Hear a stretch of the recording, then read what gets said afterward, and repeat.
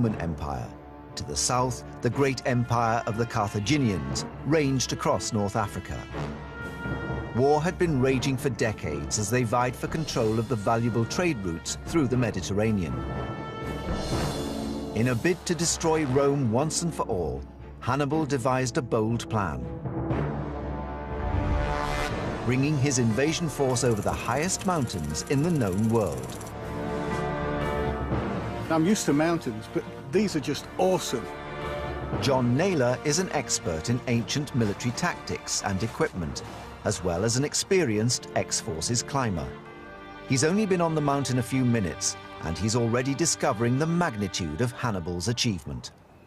Even with modern equipment and modern clothing, the Alps can be a deadly place. You've got precipices you can step off and fall thousands of feet to your death.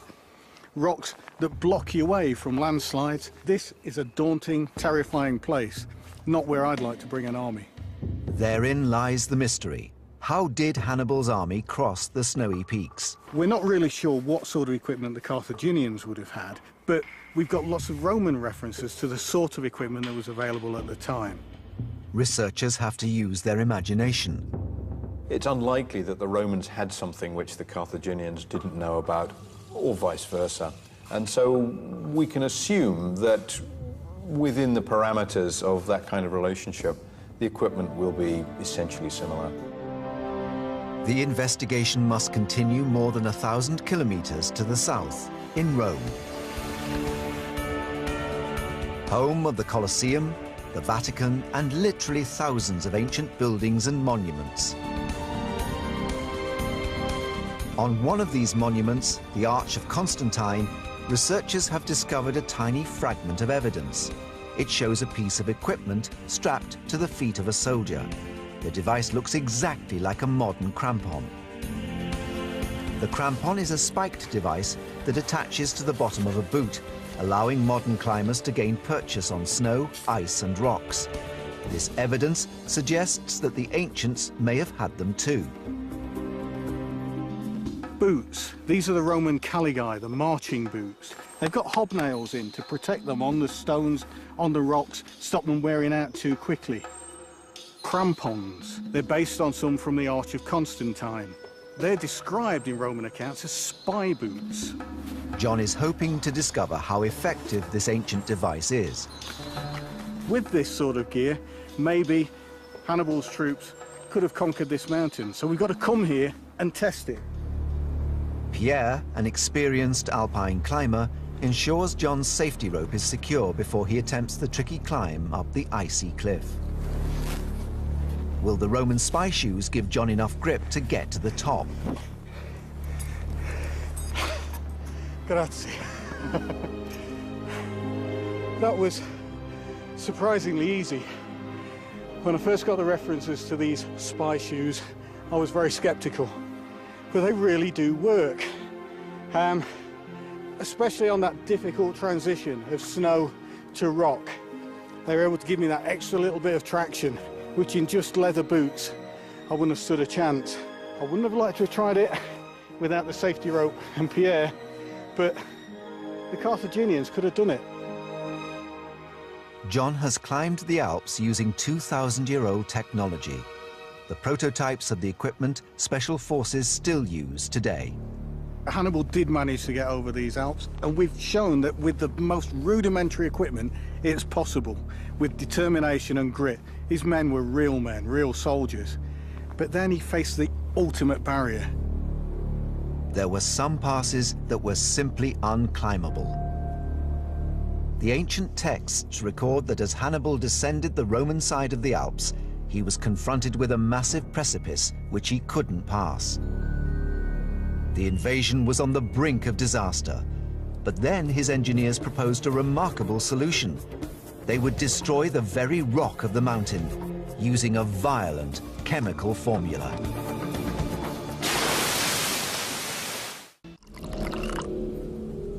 The high-tech chemical labs of the 21st century produce compounds so complicated it would take this entire hour to list the ingredients of just one of them. But there is evidence from the Roman writer Livy that ancient armies had a much better understanding of the power of chemistry than we might expect, and they applied this on a huge scale, for example, on whole mountainsides. In 232 BC, the Carthaginian general Hannibal successfully led an invasion force over these huge mountains using equipment still used by climbers today. But then he got stuck. Hannibal finds that his way down off the mountain is obstructed by a huge block of stone. How can he get through this? He can't go around it and he can't go back. His army's going to starve to death. Modern historians believe the blocked route to have been either the Clapier Pass or the Traversette Pass, both standing at around 2,400 meters. Livy tells us that a recent landslide had converted an already awkward spot into a perpendicular drop of nearly 90 meters, a limestone rock face that was completely impassable. Hannibal's first thought was to turn back, but according to Livy, the path behind them had turned to an ice sheet that the army's animals couldn't cross. Hannibal had to press on. Today, engineers use dynamite to blast pathways and mega machines to smash their way through obstacles. Hannibal used heat and ingenuity.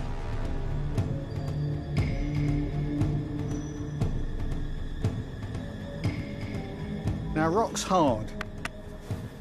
If you heat it, it expands. If you cool it rapidly, it contracts. And that expansion and dramatic contraction causes it to shatter and break. In this state, I can't do anything with it. But if I heat it and cool it rapidly, it becomes what we call friable. It's softer, crumbly, easier to break through. Now, the way to test it is we're going to heat up a small sample first using a blowtorch and then rapidly cool it using water. After 15 minutes, the limestone is red hot. I've got a high temperature thermometer here, digital thermometer, to see just what temperature the rock's up to. At 479 degrees, the addition of cold water will drop the rock temperature by 3,000% in just seconds. It's fizzing and boiling. Oh, amazing. That water's dried off in front of my eyes. Now let's see what effect it's had on the structure of the rock. To the naked eye, it doesn't look any different to before we started. But what's it really like? Let's see. Oh, amazing. It's soft, it's like chalk. I guess this is what they mean when they say the rock becomes friable. But Livy is very specific. He clearly states that Hannibal called for vinegar, not water. Vinegar, salad dressing, doesn't sound very dangerous, does it? You get the impression, though, that Livy is as reliable as he can be, so I suspect there's more than a grain of truth in it. Perhaps the ancients understood the secrets of chemical reactions better than modern scientists give them credit for. There's a possible reason why you used vinegar instead of water. Limestone's alkali, vinegar's acid. That means it's chemistry as well as physics. 3D analyst James Dean has been researching Livy's claim at a molecular level. If we zoom in, we can see that the key components in the reaction here are an acid and a base. In this example, the base is the rock, which is limestone, calcium carbonate, and the acid is the vinegar or acetic acid. This falls into a common class of reaction known as an acid-base reaction. If we can push the two together to start the reaction off, we can see that straight away the acid has released hydrogen ions, which are combining with the oxygen and hydrogen from the base to form H2O, or water. The remaining components combine together to form a salt, which we can see here. The whole reaction is exothermic, and it's giving off a lot of heat. So we can see that if we look back at the wider scale, the heat is heating the water and it's producing steam, which we can see coming off it. There's other gases produced if you've got carbon involved, which will give us carbon dioxide. That will give us the effervescence and bubbling. And overall, the entire structure of the rock has been destroyed. The salt and water now permeate it, and if we touch it, it's completely friable. For Hannibal, this was no chemistry experiment. It was a matter of life and death. Hannibal was facing the ultimate on-pass. Just like now, night's falling, the temperature's dropping, his army is about to freeze to death and die with no way down to those fertile plains below. He's got to get away through the rock. We're going to attempt it now. Big fire on here, heat the rock up with this fire, and then we'll try the vinegar and see whether we can make this rock friable enough to bash our way through and get down onto the plains. I've got the fire started. Now I need bigger sticks, logs, get this into a big raging inferno. Not only was this a huge 90-meter expanse of rock, but a very dangerous precipice as well. The fire would have been enormous, the progress painstaking, as Hannibal's men slowly worked their way down the rock face, creating a path for the animals. The temperature of the rock is now 1200 degrees, but is this high enough to accelerate the acid-base reaction? That is really hot. It's taking all the fur off my face. But I need to be able to get close enough to get the vinegar on. The size of the obstacle would probably have needed 75,000 litres of vinegar, but where would this vast amount come from? Hannibal's troops would each have had a daily sour wine ration of around 1/4 of a litre. The huge army would still have had almost 80,000 litres of wine vinegar with them. Oh boy, look at that boiling up there. It smells disgusting. I can see the rock cracking in front of my eyes. It's boiling and steaming in here. The acid of the vinegar is burning the back of my throat.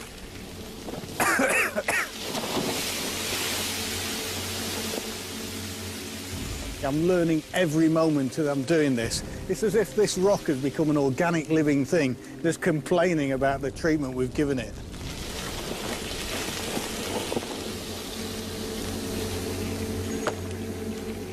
Oh, I love the way that breaks. It's not a boulder anymore, is it? It's just a loose conglomeration of pebbles. Like John, Hannibal's men used picks to smash through the limestone, enabling them to open up a zigzag track that minimized the gradient, thus allowing the pack animals and elephants to descend. After 4 days of hard work and near starvation, Hannibal had blasted his way through the Alps. That's got to be one of the most successful experiments I've ever done for ancient discoveries. Mountains you think of as the immovable object.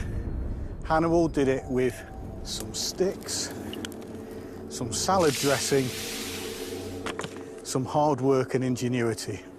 Absolutely staggering.